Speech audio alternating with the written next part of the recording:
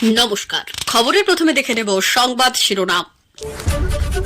কৃষক বন্ধু প্রকল্পের টাকা কবে ঢুকবে জেনে নিন বিস্তারিত। এই শেষবারের জন্য অনুমতি দিচ্ছে শুভেন্দুকে কেন বললেন বিচারপতি। সবথেকে বেশি ভোট পড়ল বাঁকুড়ার তালড্যাংরায়, ড্যাং ড্যাং করে 6 আসনেই কি জিতবে তৃণমূল। অভিষেকের রিপোর্টে উঠে আসছে গোষ্ঠীদ্বন্দ্ব, উপনির্বাচনের পরই হবে রদবদল। লক্ষ্মীর ভান্ডারের টাকা এবার বিরাট কথা বলে দিলেন মমতা, শোরগোল। রাজ্য সরকারের জন্য সুপ্রিম কোর্টের বড় ধাক্কা, 2000 কোটি টাকা জমা দিতে নির্দেশ।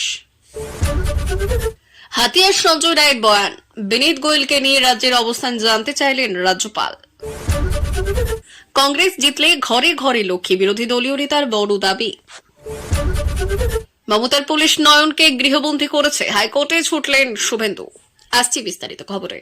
রাজ্য সরকারের কৃষক বন্ধু প্রকল্পের নতুন আপডেট। রাজ্য সরকার রাজ্যের জনসাধারণের জন্য একাধিক জনকল্যাণমূলক প্রকল্পের সূচনা করেছেন। এর মাধ্যমে কিশোরী, মহিলা, বয়স্ক, বৃদ্ধ, বৃদ্ধা, যুবক, যুবতী আর্থিকভাবে উপকৃত হয়েছেন। অনুরূপভাবে এই রাজ্যের কৃষকদের জন্য কৃষক বন্ধু প্রকল্পের সূচনা করেছেন, যার মাধ্যমে রাজ্যের কৃষকরা রবি শস্য এবং খারিফ শস্যের জন্য আর্থিক অনুদান পেয়ে থাকেন। কৃষকদের আর্থিক অবস্থা অনেকটাই অনুন্নত, সেই অবস্থায় কৃষিকাজের জন্য কীটনাশক সার ও উন্নত যন্ত্রপাতি কেনার জন্য নিজেদের থেকে যদি অর্থ বরাদ্দ করতে হয়, তাহলে তাদের পক্ষে সেটা খুবই সমস্যার ব্যাপার। এই জন্যই রাজ্য সরকার রাজ্যের কৃষকদের আর্থিক সহায়তা দানের জন্য বছরে 2 বার আর্থিক অনুদান দিয়ে থাকেন। কৃষক বন্ধু প্রকল্পের মাধ্যমে রাজ্যের কৃষকরা অনেকটাই উপকৃত হন। কৃষক বন্ধু প্রকল্পের টাকা 2টি পর্যায়ে দেওয়া হয়। একটি রবি শস্যের জন্য টাকা দেওয়া হয়, অন্যটি খারিফ শস্যের জন্য টাকা দেওয়া হয়। খারিফ শস্যের জন্য টাকা পেয়ে গিয়েছেন রাজ্যের কৃষকরা, সম্প্রতি রবি ফসলের জন্য আর্থিক অনুদান পাওয়ার অপেক্ষায় রয়েছেন। রাজ্যের কৃষকদের জন্য সর্বনিম্ন 4000 থেকে সর্বোচ্চ 10,000 টাকা পর্যন্ত দেওয়া হয়। কৃষকদের নিজস্ব ব্যাংক অ্যাকাউন্টে এই প্রকল্পের টাকা নির্দিষ্ট সময়ে পৌঁছে যায়। সাধারণত খারিফ মৌসুমের টাকা দেওয়া হয় এপ্রিল থেকে সেপ্টেম্বর মাসের মধ্যে, এছাড়া রবি মৌসুমের টাকা দেওয়া হয় অক্টোবর থেকে মার্চ মাসের মধ্যে। কৃষকদের চাষের জমির পরিমাণের উপর নির্ভর করে একজন কৃষক কত টাকা অনুদান পাবেন রাজ্য সরকারের তরফ থেকে দেখে নেওয়া যায়। একজন কৃষকের কত একর জমি থাকলে তিনি কত পরিমাণ ভাতা পাবেন। যদি 0.40 একর পর্যন্ত জমি থাকে, তাহলে একটি কিস্তিতে 2000 টাকা, বছরে 4000 টাকা দেওয়া হয়। যদি 0.41 একর থেকে 0.99 একর পর্যন্ত জমি থাকে, তাহলে জমির পরিমাণ 50 গুণ করে টাকা পাওয়া যায়। যেমন কারো 0.50 একর জমি হলে তিনি এক কিস্তিতে টাকা পাবেন 0.50 ইন্টু 50 সমান 2500 টাকা। 2 কিস্তিতে 2500 প্লাস 2500 5000 টাকা পাবেন। যদি 1 একর বা তার বেশি জমি থাকে, তাহলে সর্বাধিক 5000 টাকা এক কিস্তিতে। বিধানসভার বিরোধী দলনেতা শুভেন্দু অধিকারীর জনসভায় পুলিশি অনুমতি না মেলার বিষয়টি নতুন নয়। বিভিন্ন ক্ষেত্রে সভার অনুমতি মেলে না, ঠিক তেমনই সেই জনসভা করার জন্য হাইকোর্টের দ্বারস্থ হওয়ার বিষয়টিও শুভেন্দুর ক্ষেত্রে নতুন নয়। এবার হাওড়ার শ্যামপুরে জনসভা করতে চেয়ে আদালতের দ্বারস্থ হয়েছিলেন শুভেন্দু। সভার অনুমতি দিলেও সতর্ক হতে নির্দেশ কোর্টের। মুচলেখা দিলে জীবন বাঁচানো যায় না, মন্তব্য বিচারপতি তীর্থঙ্কর ঘোষের। হাওড়ার শ্যামপুরে কামারপুর রোড দেউলিবাজার জংশন এলাকায় বুধবার সভা বিজেপি নেতা শুভেন্দু অধিকারীর। কিন্তু যে মাঠে সভা হবে সেখানে যাওয়ার জন্য রাস্তা অত্যন্ত সরু, ফলে যেখানে জেড ক্যাটাগরি নিরাপত্তা নিয়ে বিরোধী দলনেতার কনভয় ঢোকা বেরোনো কষ্টকর, আদালতে এমন যুক্তি দেয় পুলিশ। পাল্টা আদালতে বিজেপির আইনজীবী সওয়াল করেন নিরাপত্তা নিয়ে কোনো সমস্যা হবে না, এমনকি মুচলেখা দেওয়ারও দাবি করেছেন তিনি। এরপর বিচারপতি তীর্থঙ্কর ঘোষ বলেছেন, মুচলেখা দেওয়ার পর যদি কোনো ঘটনা ঘটে যায়, তারপরও জীবন বাঁচানো যায় না। ওই মাঠে 1000 লোক নিয়ে সভা করতে পারবে বিজেপি, শুধু বিজেপি নেতা ছাড়া আর কেউ গাড়ি নিয়ে মাঠের কাছাকাছি যেতে পারবে না, সবাইকে হেঁটে যেতে হবে বড় রাস্তা থেকে।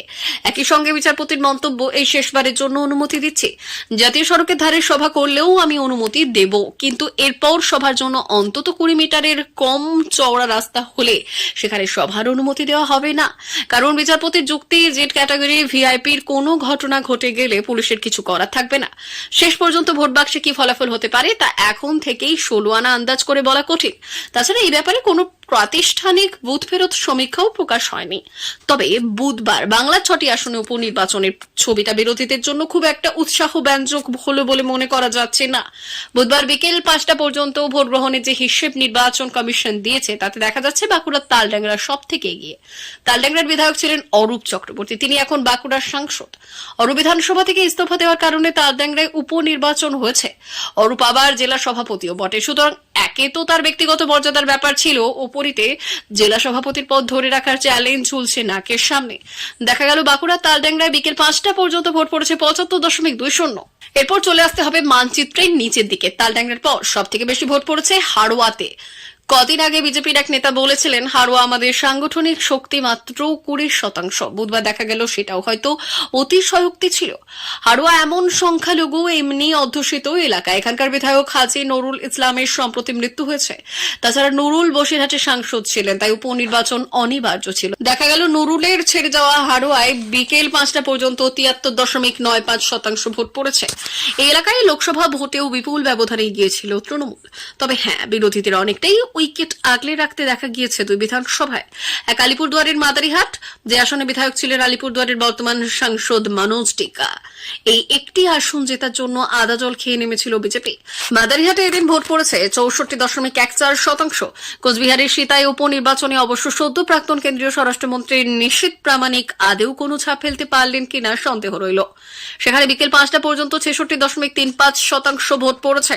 সব থেকে কম ভোট পড়েছে নৈহাটিতে, সেখানে মাত্র নৈহাটি 62.10% ভোট পড়েছে এই দিন। বুধবার সকাল থেকেই নৈহাটি খবরে ছিল। ভাটপাড়ায় গুলির আঘাতে মৃত্যু হয়েছে এক তৃণমূল নেতার। তাছাড়া দিনভর অশান্তি লেগেছিল, তার একটা স্পষ্ট ছাপ ভোট শতাংশে পড়তে দেখা গিয়েছিল। এরপর ফলাফল কি দাঁড়ালো তা অবশ্য জানা যাবে 23শে নভেম্বর। তবে হ্যাঁ, এদিন নির্বাচনে সাগরদিঘির উপনির্বাচনের মতো কোনো ছাপ দেখা যায়নি। তাছাড়া সম্প্রতি আরজিকর কাণ্ডে কলকাতায় সরকার বিরোধী যে প্রতিবাদ দেখা গিয়েছিল, ভোটের আপাত ছবির সঙ্গে সেই প্রতিবাদের কোনো সঙ্গতি দেখা যায়নি বলে অনেকের মত। বরং বিরোধী শিবিরের ছবিটা বেশ হতাশাজনক। বিপরীতে এই অবস্থায় কুণাল ঘোষরা যা যা করতে পারেন তাই করছেন। তাদের দাবি এই ভোটের ফলাফল 0-6-0 হবে। তৃণমূলে ছাপ পড়েছে গোষ্ঠীদ্বন্দ্বের, তবে বর্তমানে আভ্যন্তরীণ পরিস্থিতি তুলে ধরছে, যেখানে গোষ্ঠীদ্বন্দ্ব ও স্থানীয় নেতাদের মধ্যে বিবাদ দলের নির্বাচনী ফলাফলে নেতিবাচক প্রভাব ফেলেছে।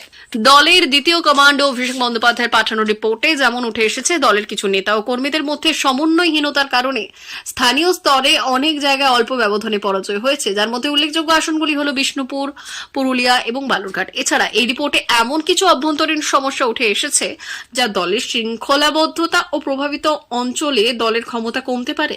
পুরসভা স্তরের কোন্দল এবং বুথ কমিটির মধ্যে গোষ্ঠীদ্বন্দ্বের ফলেও দল অস্বস্তিতে পড়েছে। এই পরিস্থিতিতে মোকাবিলায় অভিষেক বন্দ্যোপাধ্যায় মমতা বন্দ্যোপাধ্যায়কে দ্রুত ব্যবস্থা নিতে এবং গোষ্ঠীদ্বন্দ্ব দমন করতে সুপারিশ করেছেন। দলের মধ্যে কঠোর পদক্ষেপ নিতে বলা হয়েছে, যাতে ভবিষ্যতে এমন পরিস্থিতি আর না হয়। রাজনৈতিক মহলে ধারণা করা হচ্ছে উপনির্বাচনের পর তৃণমূল কংগ্রেসের সংগঠন ও নেতৃত্বে বড়সড় রদবদল হতে পারে। ফের একবার লক্ষ্মীর ভান্ডারের প্রশংসায় পঞ্চমুখ মুখ্যমন্ত্রী। রাজ্য সরকারের চালু করা প্রকল্পগুলির মধ্যে জনপ্রিয়তার শীর্ষে হল লক্ষ্মীর ভান্ডার প্রকল্প, যার মাধ্যমে রাজ্যের মহিলাদের আর্থিক সাহায্য প্রদান করা হয়। 2021 সালে ক্ষমতায় আসার পরই পূর্বে দেওয়া কথা রেখে লক্ষ্মীর ভান্ডার চালু করেন মমতা। সে থেকে শুরু দিন দিন উত্তর এই প্রকল্পের জনপ্রিয়তা বেড়েই চলেছে, দেশ জুড়ে খ্যাতিও লাভ করেছে। সোমবার এই লক্ষ্মীর ভান্ডার নিয়ে বড় দাবি করলেন মুখ্যমন্ত্রী মমতা বন্দ্যোপাধ্যায়। এদিন বাগডোগরা বিমানবন্দরে নেমে লক্ষ্মীর ভান্ডারের প্রসঙ্গ টেনে মমতা বন্দ্যোপাধ্যায় বললেন, মহারাষ্ট্রে লক্ষ্মীর ভান্ডার নিয়ে মিথ্যে প্রচার করা হচ্ছে। বাংলা ছাড়া ভারতের আর অন্য কোন রাজ্যে লক্ষ্মীর ভান্ডারের মতো মাসে মাসে টাকা দেওয়া হয় না। প্রচারের জন্য শুধুমাত্র রাজনৈতিক দলগুলি মিথ্যে প্রতিশ্রুতি দেয়। প্রসঙ্গত, চলতি মাসেই মহারাষ্ট্রে নির্বাচন রয়েছে। তার আগে মমতার এই মন্তব্য বিশেষ তাৎপর্যপূর্ণ বলেই মনে করা হচ্ছে। মহারাষ্ট্রের নির্বাচন প্রসঙ্গে প্রশ্ন করা হলে উত্তরে মুখ্যমন্ত্রী বলেছেন, নির্বাচনের আগে অন্য কোন রাজ্যের বিষয়ে কোনো টিপ্পনি কাটতে চাই না। এইরকম মন্তব্য করা উচিত নয়। তবে মানুষ যাতে বিজেপির বিরুদ্ধে ভোট দেয় সেটা নিশ্চয়ই চাইব। প্রসঙ্গত, লক্ষ্মীর ভান্ডারের মতোই মহারাষ্ট্রের জোট সরকার রাজ্যের মহিলাদের জন্য চালু করেছিল লটকি বাহিন প্রকল্প। লক্ষ্মীর ভান্ডারের মতোই এই প্রকল্পের আওতায় মাসে মাসে মহিলাদের হাতে অর্থ সাহায্য তুলে দেওয়ার ঘোষণা করা হয়। এই প্রকল্পের আওতায় সেই রাজ্যের মহিলাদের প্রতি মাসে 1,500 টাকা করে ভাতা দেওয়া হচ্ছে। সম্প্রতি আবার মুখ্যমন্ত্রী বলেছেন, বিধানসভা ভোটে জিতলে লটকি বাহিন প্রকল্পের আওতায় ভাতা 1,500 টাকা থেকে বাড়িয়ে 2,100 টাকা করে দেওয়া হবে। এদিকে এই প্রকল্প নিয়ে শুরু হয়েছে দড়ি টানাটানি। প্রতিশ্রুতির পাল্টা প্রতিশ্রুতি দিচ্ছেন বিরোধীরা। সম্প্রতি রাহুল গান্ধী, শরদ পাওয়ার, উদ্ধব ঠাকরে প্রমুখ মুম্বাই বিরোধীদের মহা বিকাশ আঘাড়ির যৌথ প্রচারের মঞ্চ থেকে আরো বড় ঘোষণা করেছেন। প্রতিশ্রুতি দিয়ে বললেন, তারা ক্ষমতায় এলে মহালক্ষ্মী যোজনা চালু করা হবে, যার আওতায় মহিলাদের মাসে 3,000 টাকা করে ভাতা দেওয়া হবে।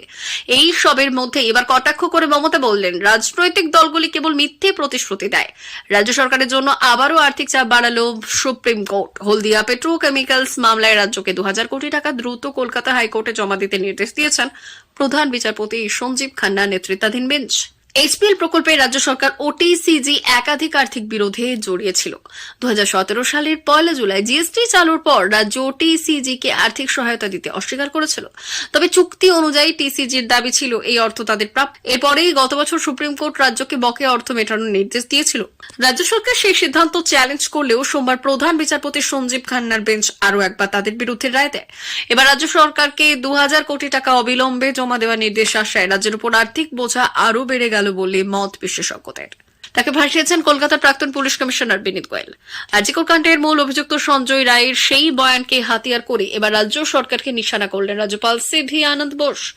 প্রাক্তন সিপি বিনীত গোয়েল নিয়ে রাজ্য সরকারের অবস্থান কি জানতে চাইল রাজভবন। মঙ্গলবার রাতে রাজভবনের তরফে এক বিবৃতিতে বলা হয়েছে, 12 নভেম্বর 2024 তারিখে বিভিন্ন সংবাদ মাধ্যমে প্রকাশিত আরজিকর হাসপাতালে ধর্ষণ ও হত্যাকাণ্ড সংক্রান্ত খবরের পরিপ্রেক্ষিতে মাননীয় রাজ্যপাল মহাশয় বিষয়টি নিয়ে গভীর উদ্বেগ প্রকাশ করেছেন। মূল অভিযুক্ত সঞ্জয় রায়, যিনি 11 নভেম্বর 2024 তারিখে শিয়ালদহ আদালতে হাজির ছিলেন, সেখানে দাবি করেছেন যে তাকে উচ্চপদস্থ পুলিশ আধিকারিকদের দ্বারা, বিশেষ করে প্রাক্তন কলকাতা পুলিশ কমিশনার বিনীত গোয়েলের দ্বারাই ফাঁসানো হয়েছে।